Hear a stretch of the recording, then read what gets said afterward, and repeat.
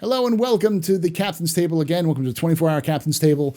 This is a charity live stream I'm doing for Gamers Outreach, a charity that helps children in hospitals, worldwide charity.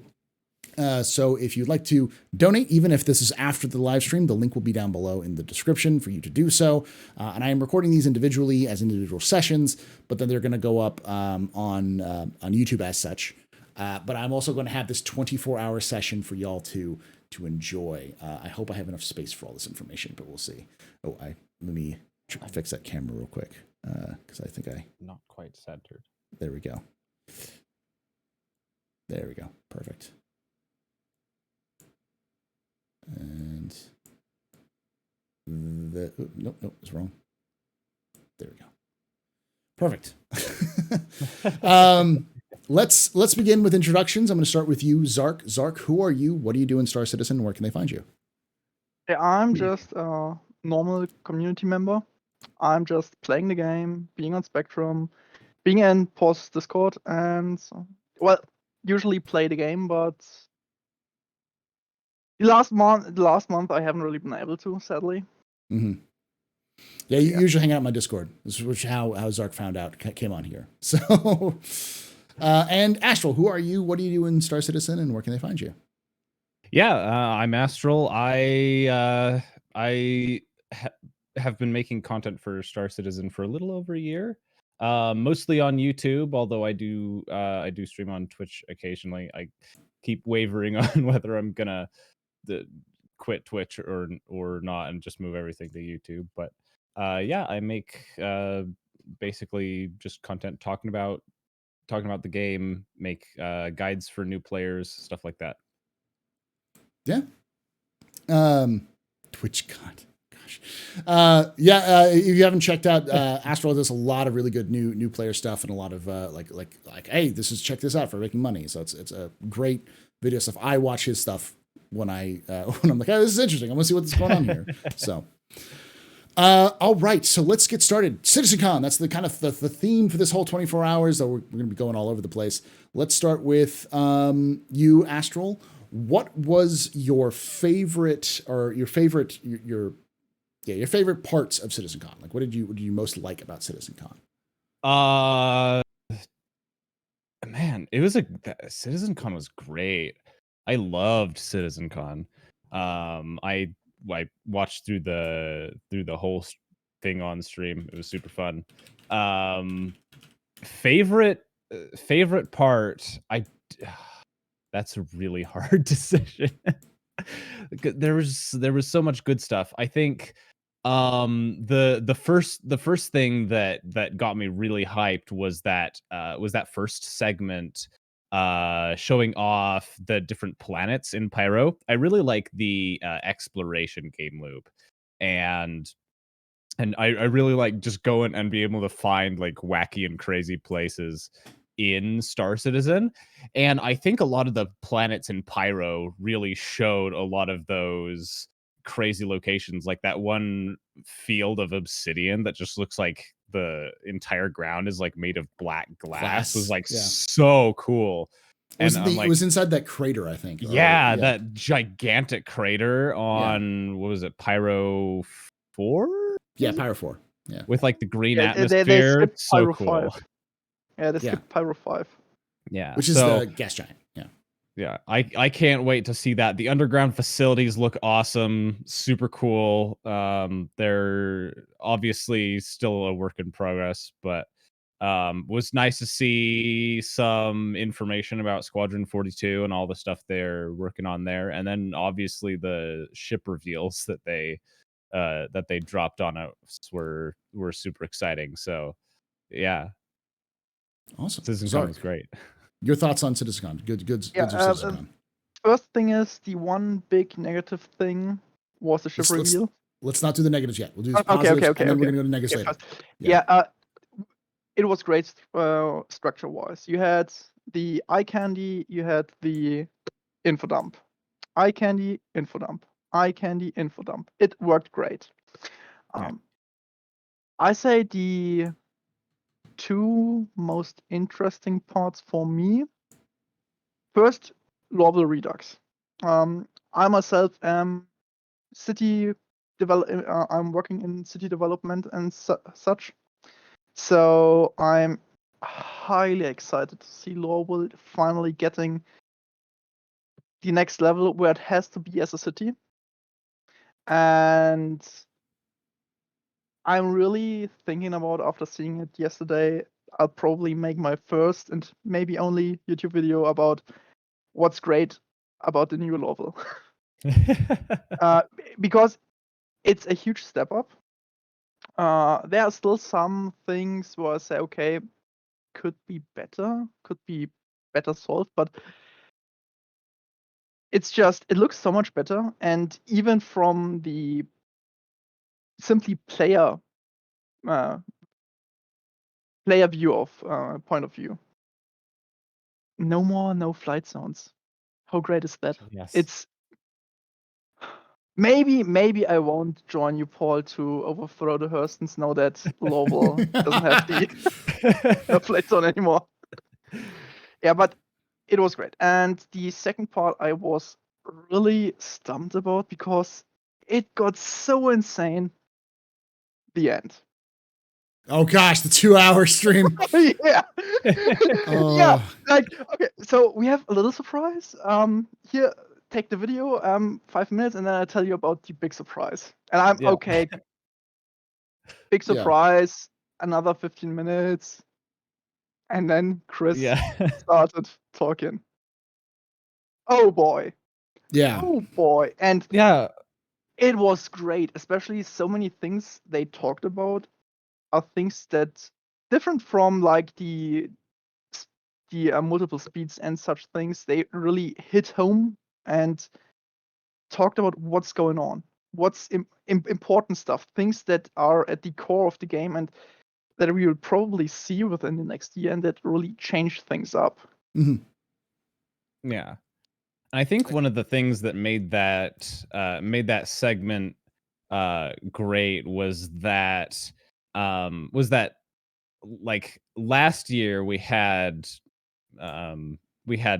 super long segments, but they were just talking about one single thing. But in that segment, they covered like 7 or 8 different topics and mechanics and kind of talked through it mechanically, but also showed the physical demonstration of it in function, which I thought was pretty great. I think it made it flow a lot more nicely. And I think that goes for like the entire show as a whole. I think they tried to make it a little more condensed and kind of keep the energy up rather than it's more as much as digestible. I love hearing them talk about how Gen 12 graphics renderer works for an hour and a half.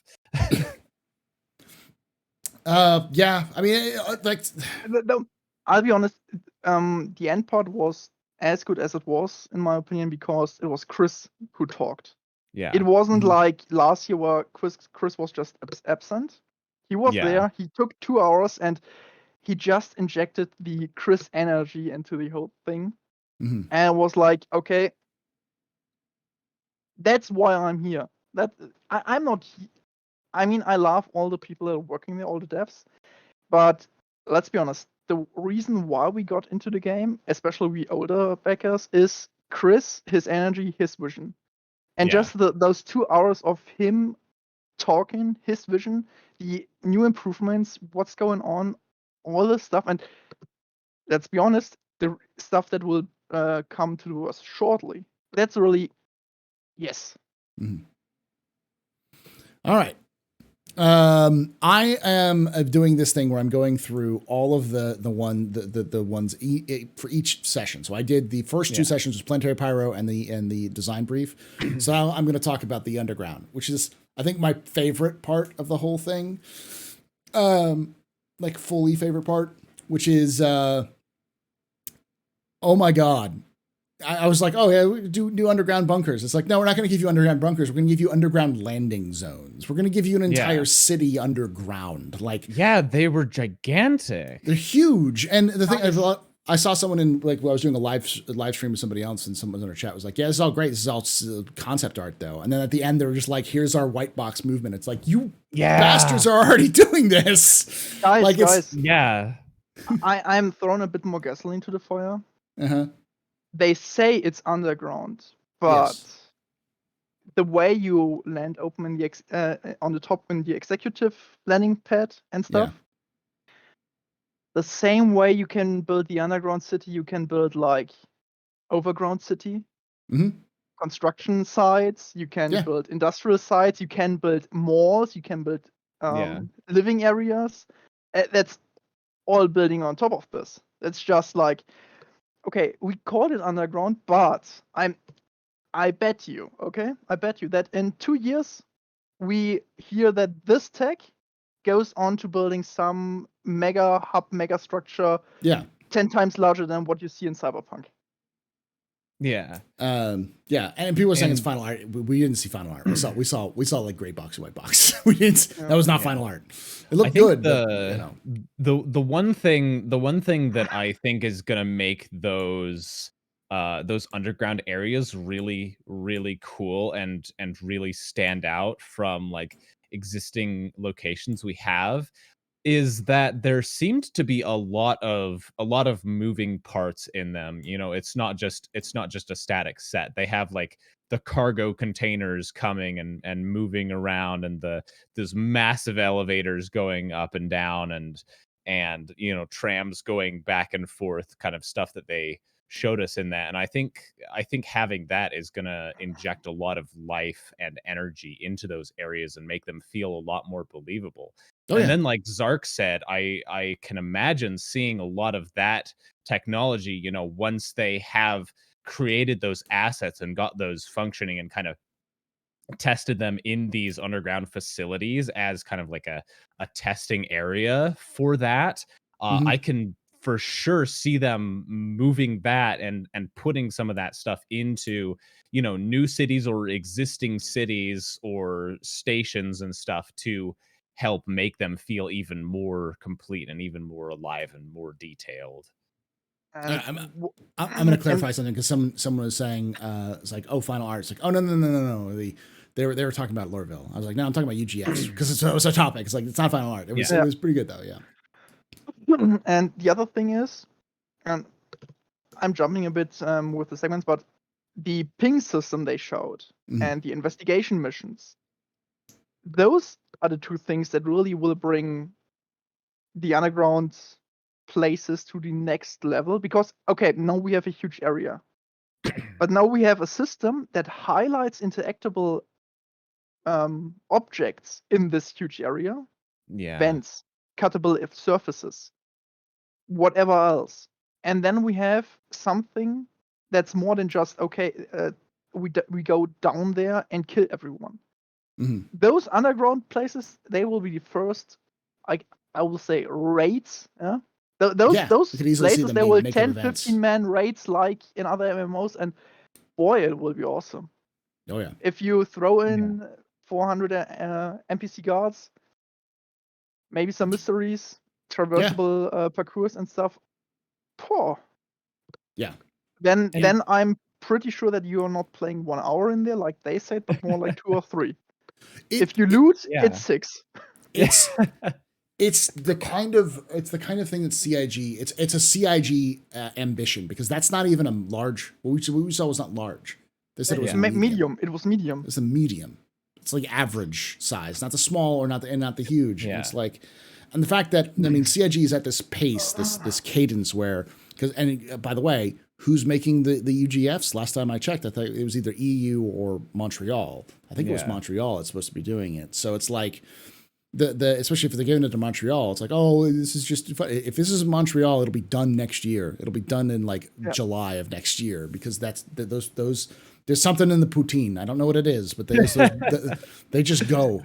They just zoom through it. Yeah. So I will say overall, it's my favorite of the panels, but since I'm going through the panels, but I think it was one of the best panels because it showed us concept ideas. Here's how we're designing this. Here's how to design this. Oh, by the way, we're already starting to design it. it's already starting to come into our development process. Still early work and still blocking out ideas, but boom, boom, boom, and you can already see the huge amount of that stuff. So what I also find very interesting, especially from a gameplay perspective, is the thoughts that went into the system. You have the huge cargo elevator, you have those tracks, you have the option and the possibility and even the intent to move cargo through all those spaces from down below above. And if we compare the underground bunkers we have right now, where if you want to loot them, if you want to take all the stuff that's in there, it's a pain in your ass. You have to manually walk it all in there. But now we have a facility where you can go, you bring your truck, be it a mule, be it something bigger, you drive down, and you just have on the truck 2 guys with the tractor beams throwing everything on the back. Yeah. And then you go back up. I wonder if it will be large enough to actually like drive a vehicle down the hallways. They said at least it's big enough for a mole. It doesn't need to a be mule. It doesn't need to be intentional or not. People are going to try. Yeah. So, people will try to put a tank in that hallways just because they can, So yeah, it's intended for a mule or other things. We also seen rocks down there in the concept art, so I guess probably everything up to an Ursa can drive there. But the other part is, and I think this will probably come with more freight vehicles and stuff, that we will also see missions where you have to go down, get your freight from down there, talk to someone who hops into a truck and brings the 16 STU crate up, where you can clink it onto your what's the Whole A raft?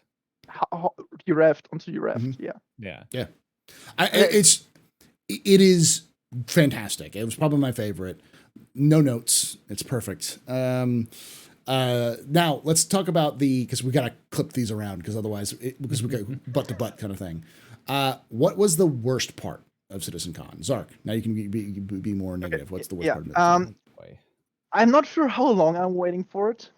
It's been teased for 2 years, but no Anvil capital ship. I was really like, okay, let's go ship panel, Anvil capital ship. They teased it since last year. Anvil is missing one since like forever. We haven't had one when Anvil had hosted the aerospace, intergalactic aerospace. Okay, now we see it. Nothing. They brought the Spirit, great ship, probably the best Cutty competitor we have, and I'll say the Freelancer lost its place. The ship probably needs a rework to be viable. It holds 46 SCU, right? The Spirit. The 48. The C1 is 48. Is 48, and I think the Freelancer has like 66. 90, 66. So it still has more. That's Freelancer Max. That's the Freelancer Max. No, the Freelancer Max has 120. Freelancer.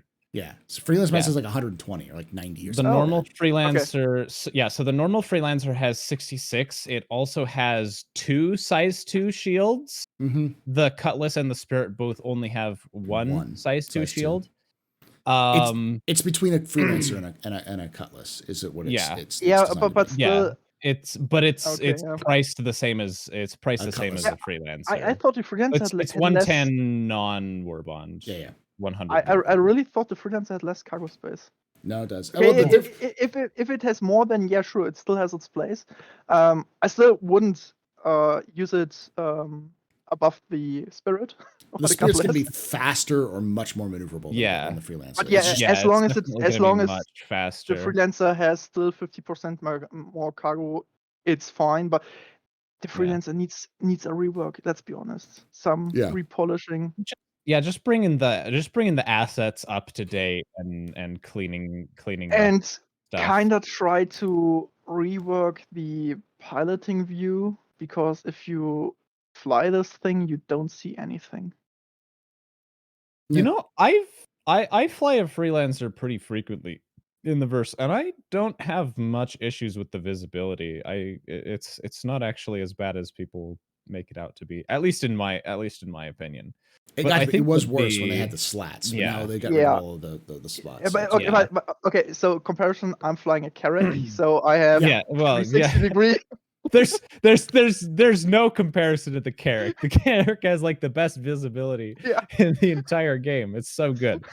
I love the Carrack, but I love the Spirit. I think those ships are super cool. I think that they could very reasonably make another like starter ship pack with the C1 and it would fit right in there I with like the Freelancer and Cutlass starter pack and just give people another option in that price range. And then obviously we have now like a medium-sized bomber, so if you want to do bombing you don't have to take out an A2. And then the luxury one also looks fantastic. that one really surprised me. The E1 really surprised me. We have now Yeah. luxury passenger transport with Mhm. bar mixing. So I guess person transport is back on the table and in the not so far future probably, because that's will definitely what it bring implied. Yeah. they bring out these. I mean, they are working on the Spirit, more or less. I'm not sure if they if this was just concept or I already think white space. it's still marked as just being in concept right now. I would love it if they were working on it, because I think this is like one of my favorite ships already. I mean, that they've shown. let's be It's honest. so cool looking. They can probably bring the Spirit out in 4 months. Well, they even said, I think during the presentation, that the plan is that this is going to come out in a short time. Like this is a concept that's coming out in a short time. So like next year. It's very a lot of the styling notes are very similar to the MSR and the Ares, which they already have a lot of the assets for it, a lot of the textures. I think they'll need to, like, the main thing will be not the exterior but the interior work that there needs to but even then the cargo ramp is just what you take from the Hercules series. The VIP section will be a bit of a challenge, as will be the bombing bay. Yeah. But yeah, I guess personal transport within the next 8 months. Let's be optimistic. Yeah. They obviously removed that from the roadmap, like last minute, and I think if the reason was they wanted to go in more in depth with it, they wanted to make it a little bit better. So it's obviously not something that they've disappeared from their minds. It's definitely something they want to do, especially with this ship coming in. So any other negatives, Zark, or just that there's no anvil cap ship? To be honest, that's pretty much it, because sure, it was a smaller citizencon than we are used to, but it was a great one. And aside from no anvil cap ship, I was happy. I loved the intro, like sitting in the ship, joking, toasting to each other. Was great.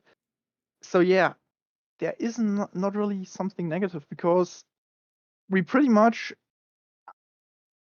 been through everything. We went through, okay, what's going on with Pyro? What will we see in Pyro? We've been over new core systems and updates to the core systems, like the Mobiglass. Without Chris's panel at the end, I think something would have been missing. Yeah. Then something would have been missing. But with him there, I'm happy. For sure. That panel at the end was definitely the highlight of the show.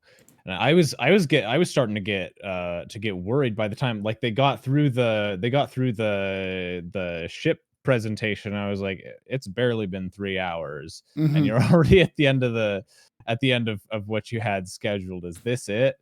But that presentation at the end was really a nice you got cap to you it. got 3 hours appetizer. Now is the main menu. Pretty much. So Astral, any other negatives?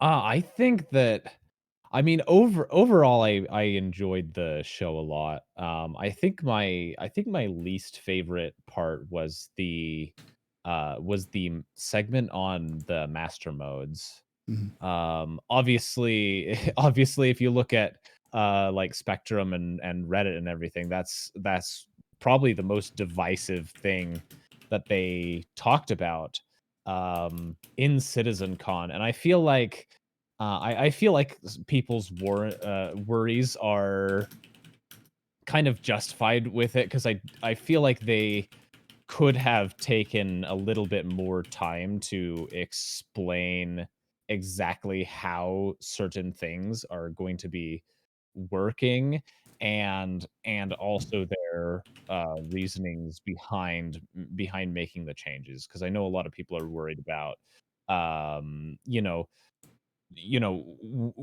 because we saw that when you enter into the quantum mode, it drains your shields to zero, basically. And I think I know that they went on. There have been several long Spectrum threads from several of the devs yesterday and today, kind of Mhm. going into more detail and explaining how exactly that works, and that gave me a lot more information to feel more confident in this system. But I feel like a lot of that information would have been good to include in the presentation, because I feel like that it's a big change to the flight experience in Mm, Star Citizen. not really, to be honest. And Okay, so the thing is, when they went with the modes, I just thought that's kind of familiar because Because it's older backers exactly what will they did know. used to before. Yeah, that was what we had. We had the SCM, the Cruise mode. standard, yeah, and then cruise mode, where you go on and you went up fast. Mhm. And I've seen probably 100 threads on Spectrum and Reddit that they should go back there. That's where we should go back. And they did it. So information-wise, I kind of didn't need anymore because I already played this. I already played the master it- modes Yeah. 5 years ago. I agree with Astral though, in that it's a huge change in the sense Yeah. that it completely negates your ability to defend yourself and for shields and those Yeah. sorts of things. Yeah, and So- and also like I understand where you're coming from, but I only started playing the game last year. Yeah. There's a lot of people who, like me, are newer players and have only experienced the flight mode as it is right now. Yeah.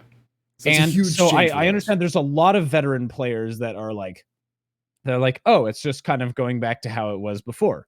But for myself and for a lot of the newer players, as the game has been growing popularity and is getting a ton of new players recently who have never experienced how it was, this is going to be a huge change Yeah. for them. 50K? Especially, if you want to go fast, you have to give up your weapons and shields and won't be able But to defend yourself and stuff like that. And to back Which- that up in terms of the sheer numbers, 50K on average. 50K average. That's insanity. Average users for 50K is like, that doesn't sound Yeah. like a lot, but like there are some AAA games that don't get that level. Yeah. Like on their release. Like, in terms of the information density on this, I think it's probably because the whole CitizenCon was the first 3 hours were rather yeah. slight and light in terms of information density. Yeah. And Yeah. And I I get guess that they coupled were with trying to that, keep it light. some but- of the people that worked on it already knew, hey, we already had cruise mode. I guess they kind of forgot. all right. Yeah. So let me look at this real quickly. I'm comparing the numbers. That is on average more players than Hearts of Iron, than DayZ, Dead by Daylight, and Warhammer Total War 3 on Steam. It would, if Star Citizen was on Steam with those numbers, it would be the 23rd or the 22nd most played game on Steam. That's insane. That's insanity. And it's not, and it's still not an alpha. finished. Yeah, It's still an unfinished. alpha, not even Yeah. beta. Alpha. Yeah. I mean, what I'm waiting for in terms of player numbers is Squadron gets Mhm. its and it advertisement. peaks. Yeah. And Yeah. by the way, I was gonna say one more thing. And peaks. 130K. 130K peaks means it would be the 7th most played game on Steam, ahead of Team Fortress 2. What I'm really waiting for in terms of player numbers shooting up is when Squadron advertisement starts and people know, wait, Luke Skywalker, Superman, Garrett Yeah. of Riva, I'm playing amongst those two. Yeah. I buy this Yeah. game. Yeah. Oh, and that's gonna I'm I'm so explode. excited for Squadron. And I'm pretty sure we have 2 or 3 more pretty well-known people in Squadron. Oh yeah. So- Gimli, Scully, If they market it right with those cross references, maybe. Yeah. People will go, I want it. Just for the simple fan. Fandom. Oh, and chat, yes, I know they're not going to put it on Steam, but I'm using the comparisons for active players, so you would know the idea of like compare it to what we know of Steam. That's a lot of people. Like that is top 50 games played of all time, kind of levels. Not of all time, but like of the year, like on average. Star Citizen is pretty freaking high in terms of that for this year, if that's just that case. So yeah. All right. I'm going to say the negative parts about the underground part. It's not out now. That's it. It was the perfect panel in my mind. It did exactly everything they were should have done. Showed off the development, their planning, their ideas, and then already starting to develop on it. It's like just no notes. I can't beat that. It's exactly because now I can see the development going forward, and I'm looking forward to more updates. It's obviously not coming in yet right now, but it'd be great to see that. So I mean, but the fact that it was included in the journey to 4.0. Means that it which is a misnomer, by the way. Should be coming soon. Yes. For those of you who don't know, Journey 4.0 does not mean it's coming out in 4.0. It means it's coming out sometime around 4.0. So 4.0, 4.1, 4.2, whatever. So the only thing I'm kind of sad about now when I think about it is no Tony Z. Yeah. That was the only problem. Though wasn't able to fill in that spot, that box on the bingo card. Yeah. Though I really had to chuckle when Chris said, cargo refractors coming in, and I'm kind of curious what Tony will squeeze into it. Oh yeah, he wanted to squeeze something into cargo refactor. I don't know what Tony was trying to squeeze into cargo refactor, but Speaking of the cargo refactor, I know that this is kind of way off topic, but there was something that I can't remember who it was that said it. It might have been Chris.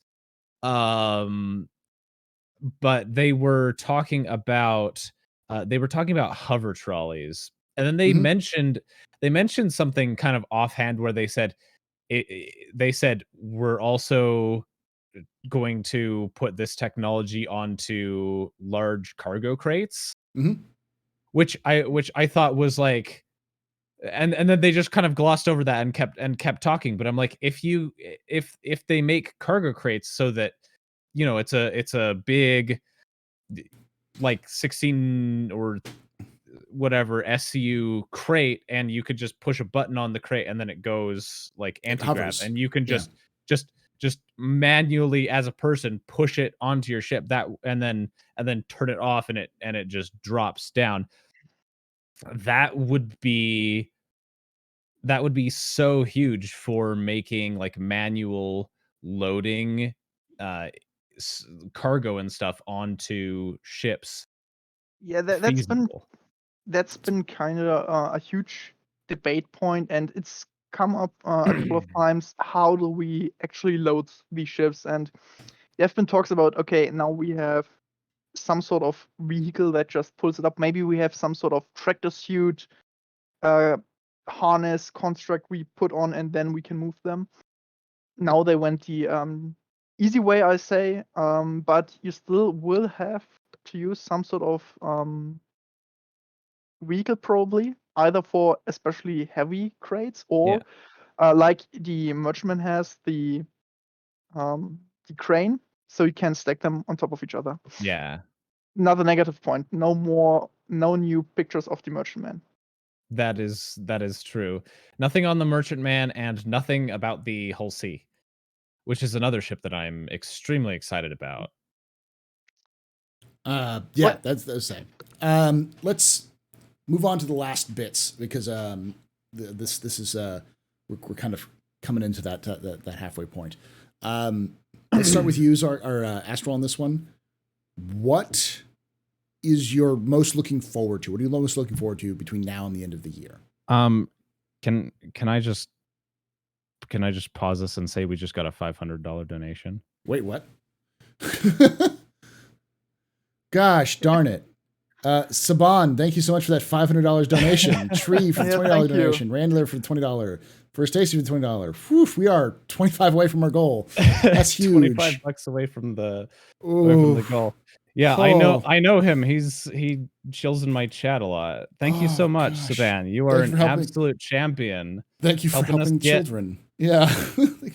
Yeah, thank you for supporting this amazing cause. Thank you. I will up the goal chat when we reach to that point. But thank you for that one. Yeah. But yeah, Astral, looking forward for the next year. What's going on? So for the next year, I think obviously Pyro. I'm so excited for Pyro.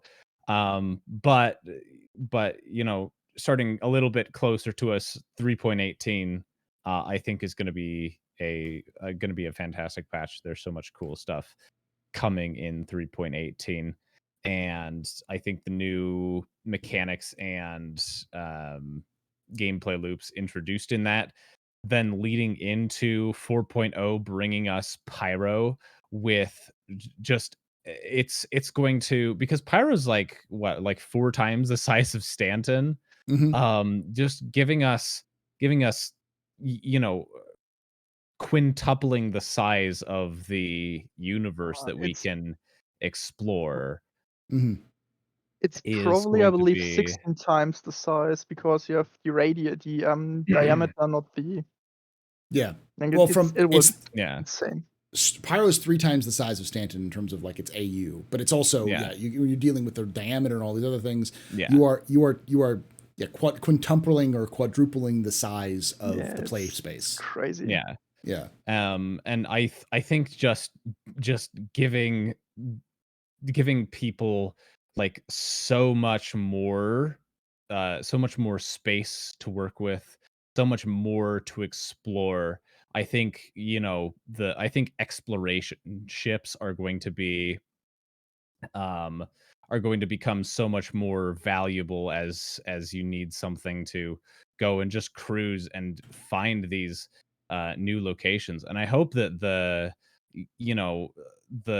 devs put secret little things on all the planets for people to kind of organically discover for themselves, that they don't necessarily tell us about, but that we can just kind of like stumble upon and be like, oh, this is awesome.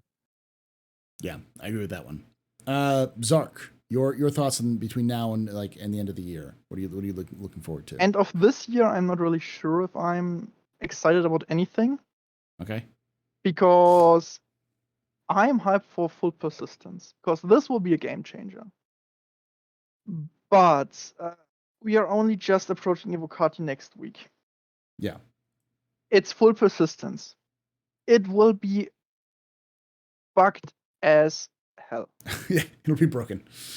And we only have like 2 months left or something. And so I don't have faith that it's at a playable level at the end of the year. Maybe it will just drop around Christmas. Maybe. But